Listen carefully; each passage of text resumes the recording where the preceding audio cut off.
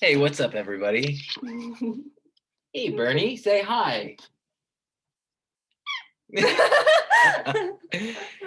Hey, y'all, I hope you're doing well and that you've had a wonderful week. It's so good to see you. Welcome back.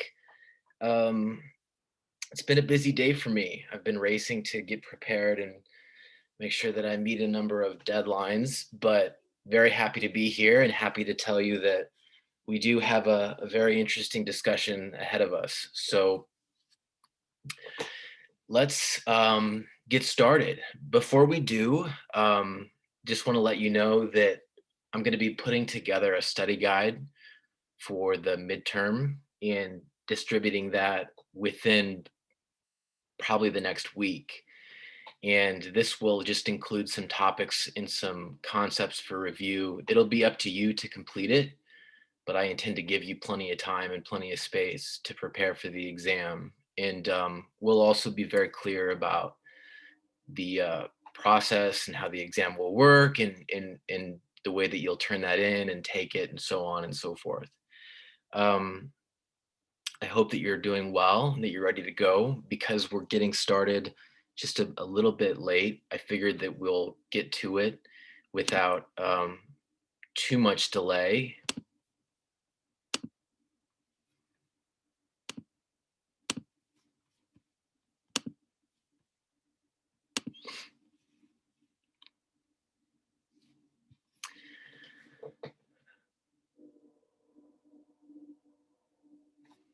Hold on.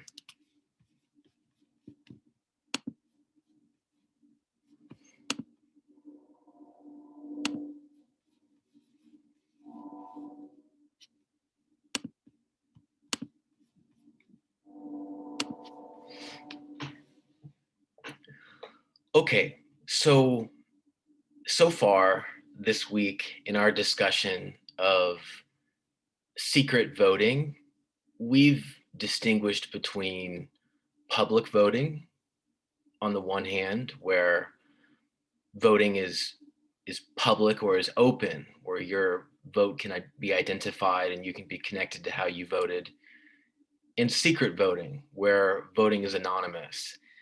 And we've established that this is really a matter of the institutions, right? And the rules and the process set up around voting.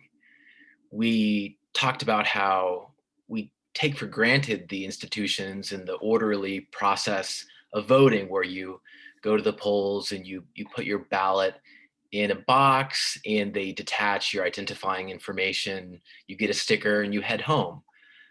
That process is institutionalized, and the anonymity of that process is critical to voting being secret and anonymous as opposed to public or known.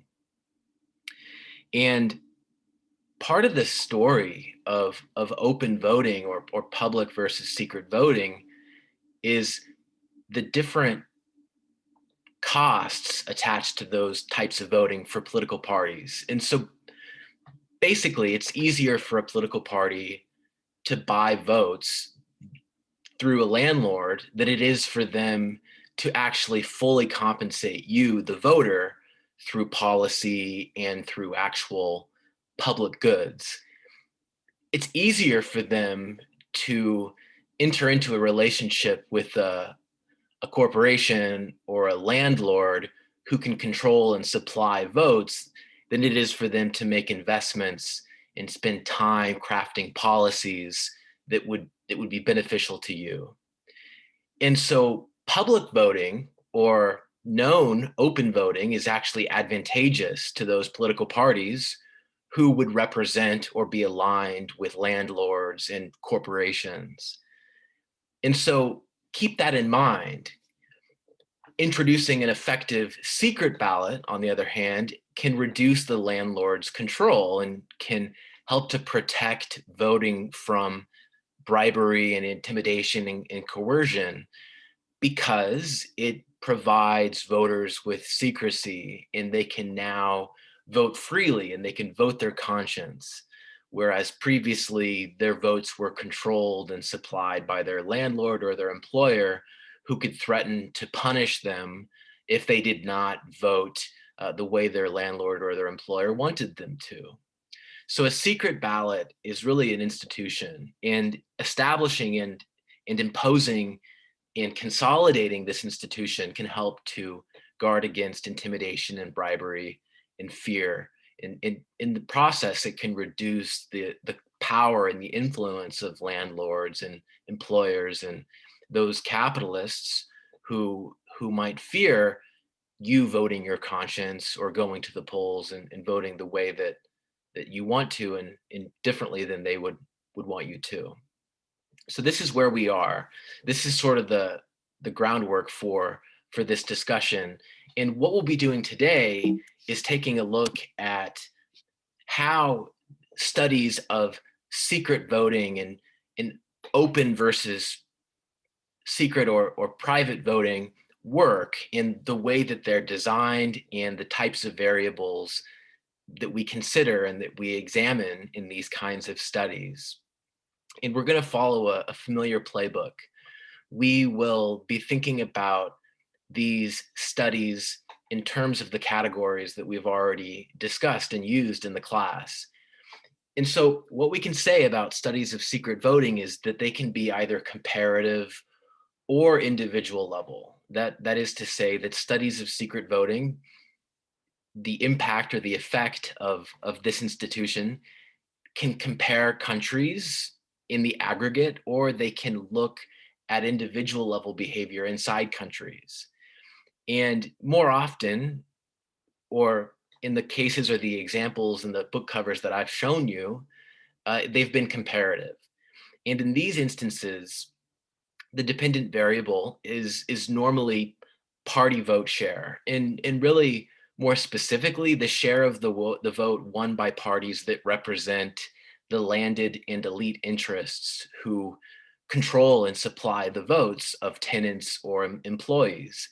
And so, you might uh, suspect that in most cases, those parties are right-wing or conservative parties who are representing those landed and elite interests because of linkages between the capitalists in that society and those more conservative, more noble or established parties, which we would distinguish sort of hypothetically from the more socialist or leftist parties that might represent workers or tenants or popular groups or masses.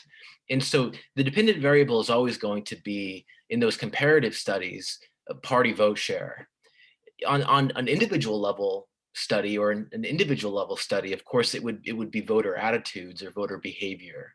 But in those comparative studies, there's more of a focus on that aggregate outcome. And so we'd look at, say, the percentage of the vote won by maybe the right-wing parties or the right-wing parties or particular parties representing those interests.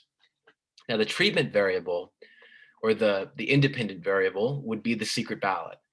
And really, it would be the presence or the absence of the secret ballot as an institution or a set of institutions.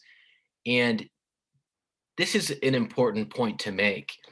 We need to distinguish between an effective and an ineffective secret ballot.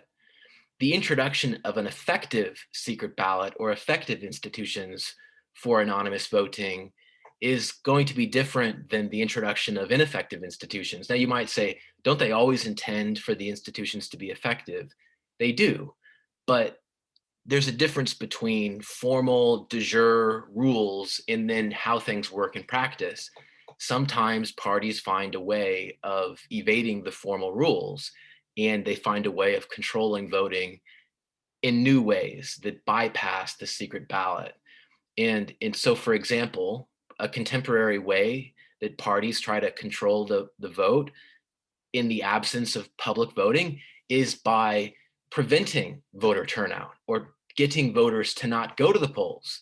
The idea being that, well, if you can't identify how they vote, well, prevent them from voting in the first place so that they simply cannot influence the outcome. And if this sounds, familiar to you, it should, because gerrymandering, the various voter disenfranchisement tactics that we've talked about in class, those are all examples of contemporary efforts to control voting despite the presence of a secret ballot. And so we're distinguishing between an effective and an ineffective secret ballot. And on this issue, let's discuss the example of early democratic Germany after the introduction of a democratic parliament in 1848 and the eventual adoption of a secret ballot, or what was intended to be a secret ballot. It was a secret ballot, but the thing is, parties found a new way of controlling the vote. And specifically, what they did is they printed and supplied their own ballots. And the key point was that voters had to get ballots from political parties or their agents. That meant that parties still had a way of controlling the vote if, for example, they could somehow mark the ballots or the paper or distinguish it in a way that would be identifiable later and that could help them to control the vote. And so printing and supplying their own ballots became a new way of influencing or controlling the outcome or controlling voting, despite the presence of what was intended to be a secret ballot, and what was in effect a secret ballot, but that could be equally bypassed, through other means. And it was only later that Germany eventually adopted an effective secret ballot. And the lesson of this story, the moral of the story, is that institutions vary in their effectiveness. We can't take it for granted that institutions will serve the purpose they're supposed to serve, or that they'll function the way they're supposed to function. They might be bypassed easily by the actors who they're supposed to control, who they're supposed to bind or constrain the behavior of. And the construction of the institutions in the process of building them and who builds them can go a long way in determining how effective they actually are in practice, and how much or how sharp the teeth they have actually are. And so, Germany is always an interesting example because it's a place that really, sort of modernized or democratized late compared to other European and advanced or sort of old powers. But especially in still in Germany, the weakness of the initial secret ballot is evident, and it tells us that the strength of the institutions matters a great deal. And so the design of effective institutions is as important as the political initiative to introduce a secret ballot. So at this point, we have talked about the different types of studies undertaken in studies on secret voting, the types of designs and research designs. We've talked about the dependent variables and the approaches taken to analyzing the impact or the effects of secret ballots. In all of this, we've pitched as closely related to the study of the politics of voter autonomy in open or secret voting. And so what I'd like to do now is begin to incorporate you as much as possible. And I'd like us to follow a familiar course, and we'll address some questions that we've addressed with essentially all of our readings that we've done so far. These questions relate to the type of study or the type of research design, the dependent variable, and the rationale for the cases analyzed in the study and why they were chosen. And so let's begin to address these questions. I think that the best way for us to do this is for you to tell me in a private message using the chat function. First, let's take on question 1. What type of study does the reading from this week by Balland and Robinson exemplify? What sort of a study is this? Tell me in a private message using the chat function.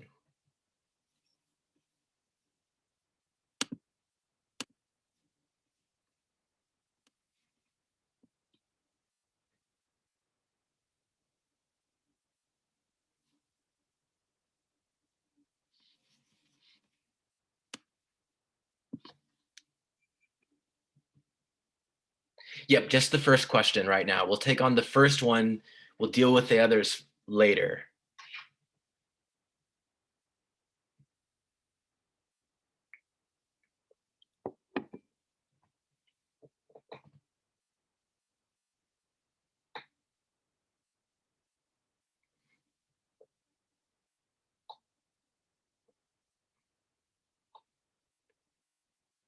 I'll give you a moment because this is an important way for us to go about interpreting and categorizing and thinking about this study and how this issue is approached.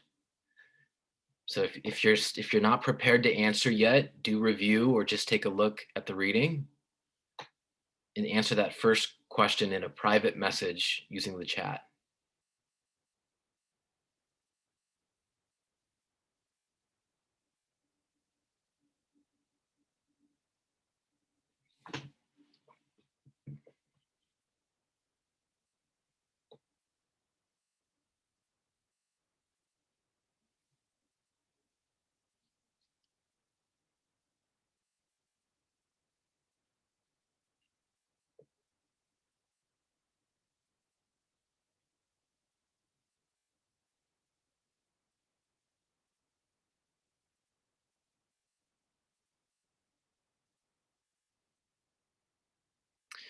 Alex, I'm asking about the study that is the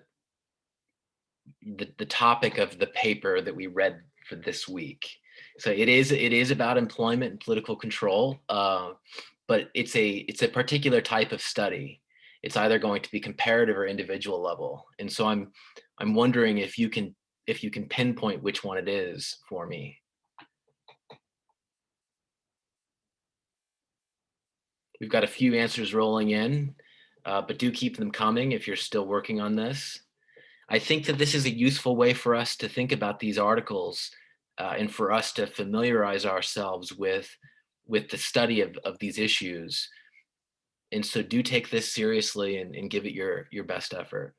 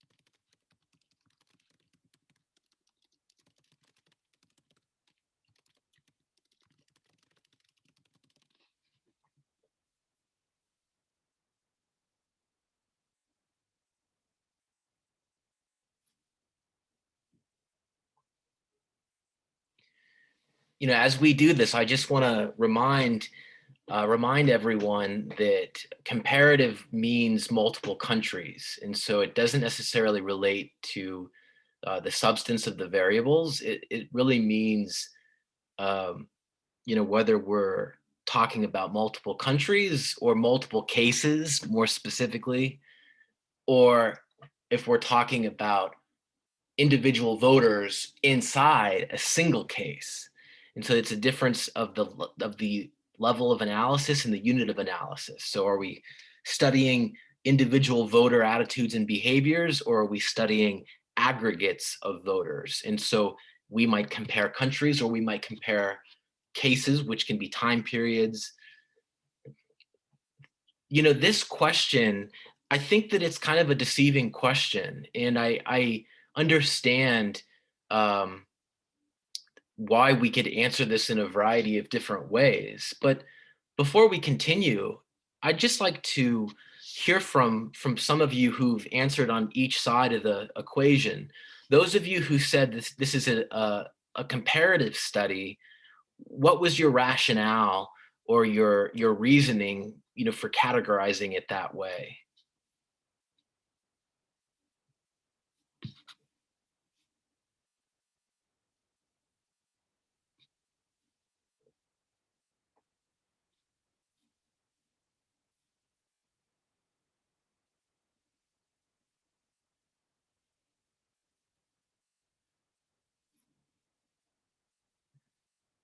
So, for example, Brittany, and I don't mean to pick you out, but you can even just tell me over the chat.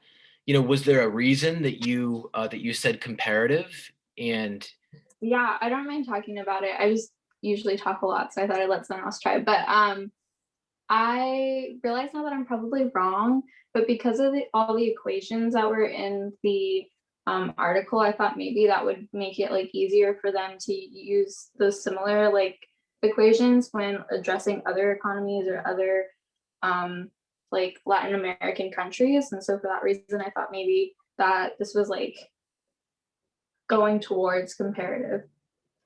so never doubt yourself, even if you don't know the answers, always be confident, and you might be surprised. But let's hear from someone on the other side. And if you have a reason for why you picked something, that's always a good start, right? You've got a position. But someone who said individual level, can you talk a little bit about why you chose individual level? So I chose individual level because there's only one country in the study, and it's comparing that country within two different time periods.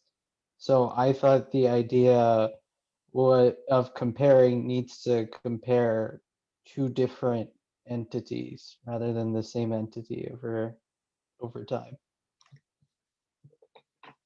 But could we say that an entity or a case might be defined in a variety of ways? Yeah, you could. I could see why this could be thought of as a comparative study because it's two different time periods with this change in between that you're using to compare them. Okay, interesting. So it's possible then that if we think about the 1958 law that imposed effective secret voting as kind of like a fork in the road, or like a branching point, right? We can almost like distinguish between the before and after as two separate time periods or two separate units or cases even. And you know what I'd like you to consider is that there are a variety of ways of thinking about diversity and patterns of similarity and difference. And sometimes the most incisive and useful comparisons are of countries that can be studied before and after some key moment or event. And in this instance, this is actually a comparative study. And I know that this might surprise many of you, and for many of you it may not. And pardon me if I'm being presumptuous, but we're actually interested in aggregate outcomes, in aggregate voting behavior before and after the imposition of secret voting in 1958. And we think about these two periods as two different time periods, and we can distinguish it between them as separate cases.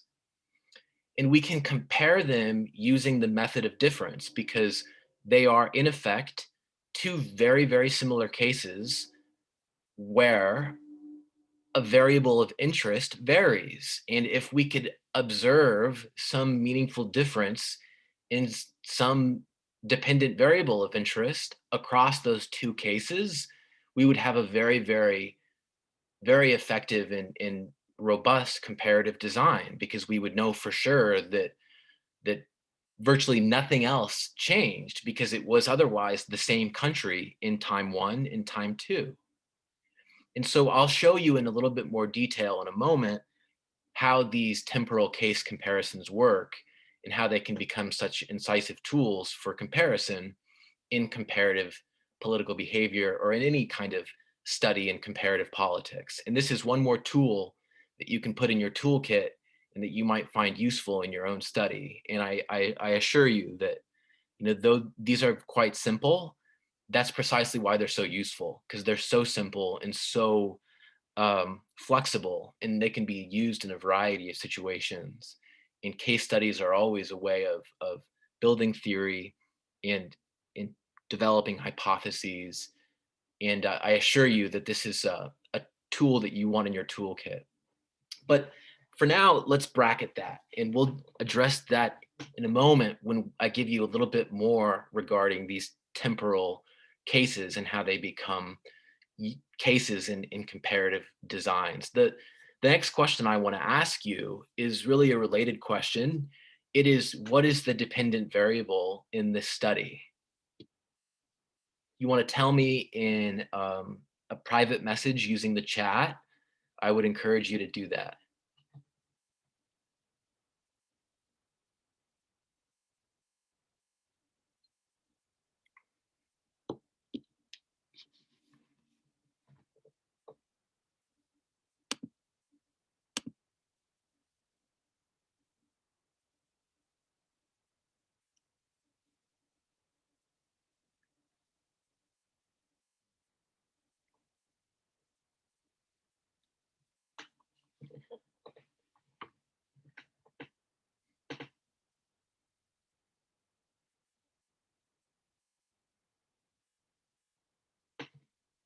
Any takers on what is the dependent variable? Good, Brittany. So Brittany points out astutely that right-wing votes is the dependent variable, and that's correct. This is what they're interested in. And just to go into a little bit more detail, the name they give the variable is right-wing votes. And really what that is right-wing party vote share, or right-wing political parties vote share, the vote share won by the right-wing political parties. And, oh, sorry. The reason that they choose this dependent variable is because in Chile, the landowners in the large employers were closely linked, and still are closely linked, to the right-wing parties. The conservative political parties represented the big landowning families in the big companies, and that's always been the way it is. And even after the dictatorship and the consolidation of democracy, perhaps more than ever, the companies and the landowners and the elite families align with the right-wing parties. And so in the case of Chile, if you want to figure out, well, how does the secret ballot affect the vote share of the right-wing parties, or how does the secret ballot affect politics, you would have to look at the vote share of the right-wing parties, because they're the ones who benefited from the system before the secret ballot, because those landowners who controlled and supplied the votes of their tenants overwhelmingly aligned with those right-wing parties. And so we can then use the right-wing party's vote share as sort of like an indicator for the the the secrecy or the lack thereof of voting, or the effect of the secrecy of voting. And so in the case of Chile, we would look at right-wing votes, but you could theoretically imagine a case where maybe it was left-wing votes or left-wing parties. Normally capital owners, landed elites, normally they do side with conservative parties because it's traditional elites who normally control the system, and they want to keep it that way. But you can imagine, I guess, theoretically, a different setup where maybe the roles are reversed, and for whatever reason, it's left-wing parties who represent those interests. But in Chile, at least, it's right-wing parties. Now, obviously, the case is Chile, And the reason that the Chile is chosen is because an effective secret ballot, and notice, an effective secret ballot, not just a secret ballot, an actually effective secret ballot was introduced in 1958. And so then it becomes useful to compare Chile before 1958 and after 1958 to determine the effect or the impact of the effective secret ballot. We ask, did the introduction of the secret ballot reduce right-wing votes, or did it reduce the right-wing vote share? Did the introduction of the secret ballot result in fewer right-wing senators or fewer right-wing legislators, and et cetera? These are the questions we ask. So on this issue of temporal cases, it's important for us to know that comparative designs can be cross-national and cross-temporal. And so we can compare countries, across space, or we can compare the same country across time. And to do that, you compare a national case, a country, before and after some change in a variable of interest. And in this case, that variable is secret ballot. And so the introduction of a secret ballot constitutes that moment where that variable secret ballot changes. The case before is public voting, in the case after is private voting. And we split Chile up into two cases then. We've got case A for time 1 and case B for time 2. And then we just compare the cases. And we look for clues as to why, or we ask first if the cases differ. And specifically, we ask, does voting change in countries that adopt effective secret ballots, or does voting change in case 2? Does party behavior change in case 2? This should say case 2. I'm sorry about that. I didn't catch that.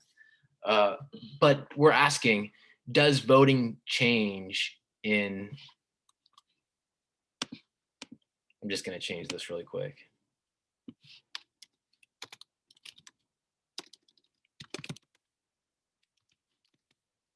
Does voting behavior change in case B? Does party behavior change in case B?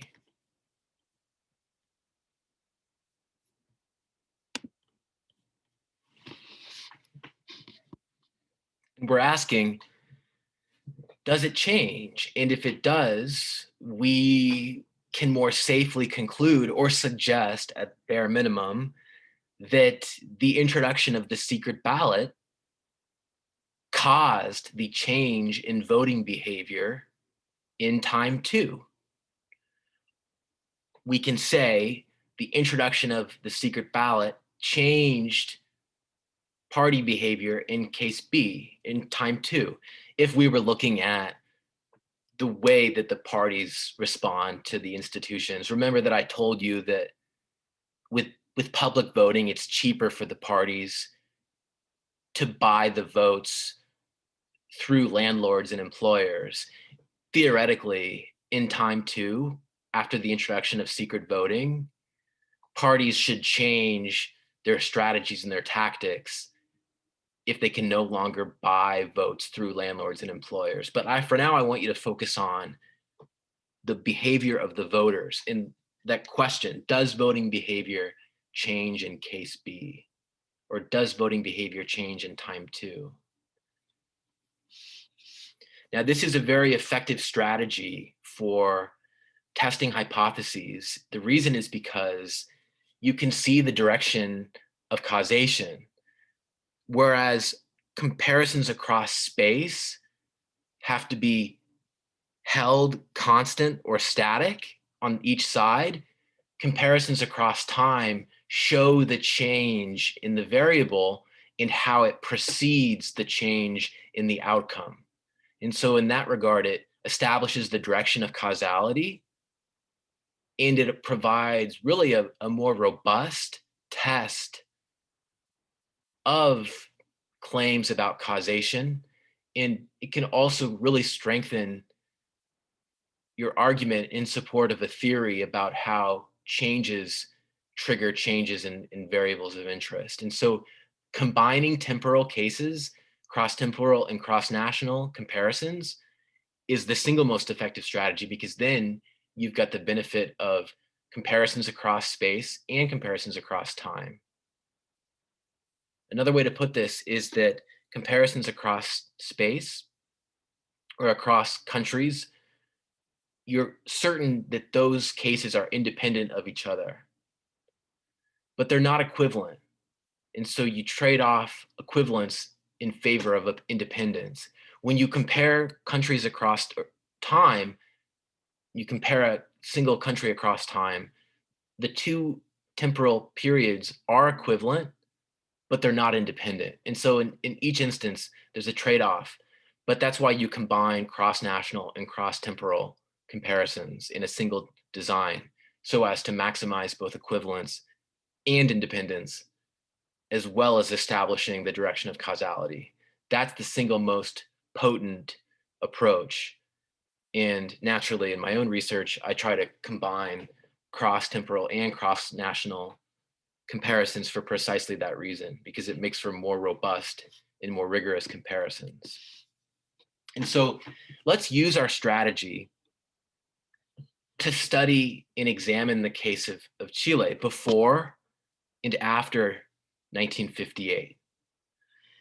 And so in Chile before 1958, control of voting was pervasive in the oligarchic provinces in the north, in the urban Central Valley. And the reason is because in these provinces, there were long-term patron-client relationships that were referred to as the inquilinihe, I don't think I'm pronouncing that correctly, system.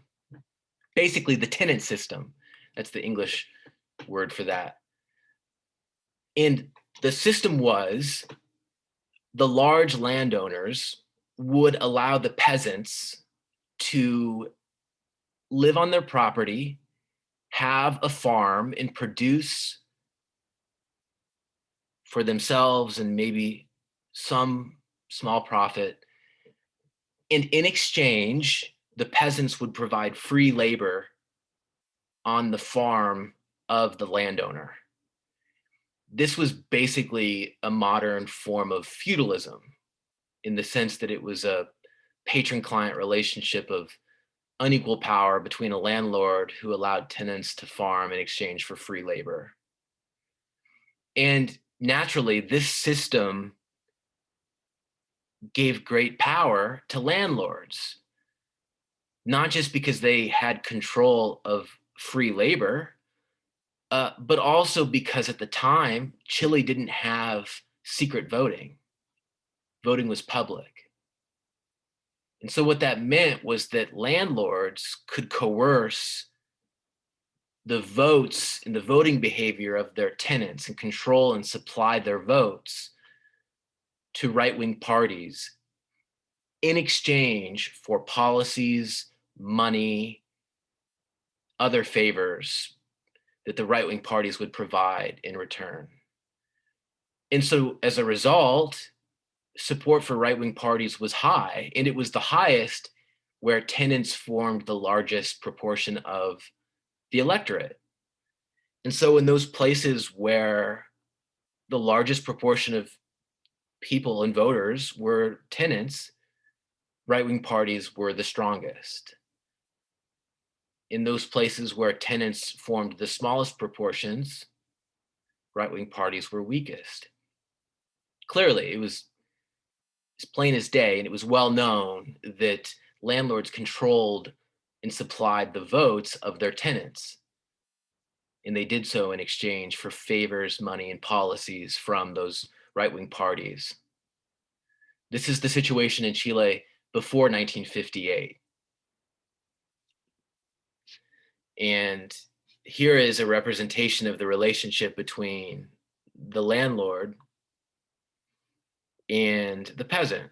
and the sort of noble or kind of landed baronial class, and the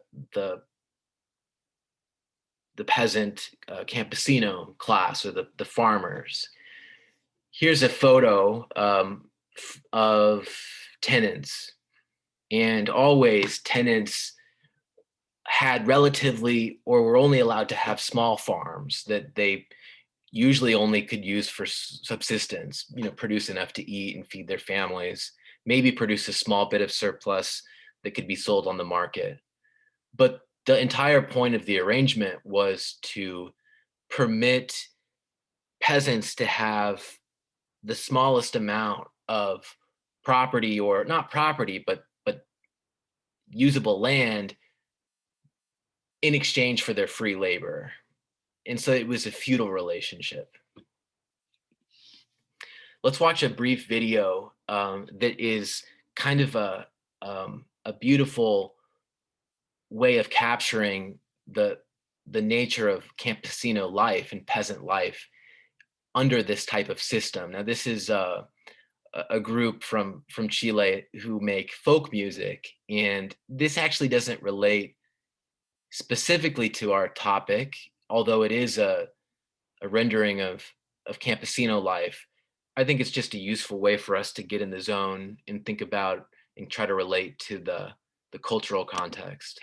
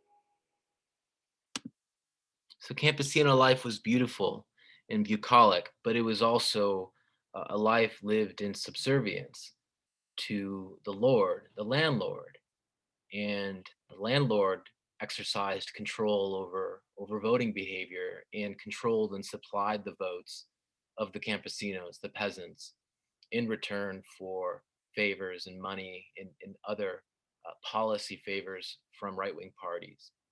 This was the situation until 1958. And the introduction of secret voting was an absolute game changer in Chile, because it meant that suddenly the campesinos, the peasants, could vote their conscience. and could vote the way that they would have voted if they had been able to vote freely. And as a result, politics changed considerably in the post 1958 period. After the reform, support for right wing parties fell considerably. And most importantly, it fell in those municipalities where tenants formed the largest proportion of the voters. And so those places where tenants were most numerous were also the places where right wing support fell the most. And as a consequence, right wing parties lost seats in Congress, and it initiated and set in motion a new period of Chilean politics. And many of you, I'm sure, know that by 1970, Chile had inaugurated its first socialist president, democratically elected. And in subsequent years, Chilean politics and the economy would change in significant ways. Of course, eventually, democracy would be replaced by military rule. But in a sense, that transformation was itself uh, brought about by that earlier change, in the sense that secret voting strengthened leftist parties and weakened right wing parties. And so it's all connected, you see, the life of the campesino, the life of the peasant, the interests of the landlord, the interests of the feudal aristocracy, the conflicts and the tensions between the working and landed classes, and the power of leftist and right and centrist political parties. All of the above, it's part of a story that relates to the politics of voter autonomy. And the bigger picture is that secret voting and anonymous voting can have a significant impact on voter behavior, and that can change politics. And so at this point, everyone, we are basically out of time. And I appreciate very much that you were here with us today and that you witnessed this. I hope that you enjoyed it and that this unit has been interesting to you. We will, of course, pick up next week and start a new one. But thanks so much. And I hope you have a wonderful weekend, and I'll see you on Monday.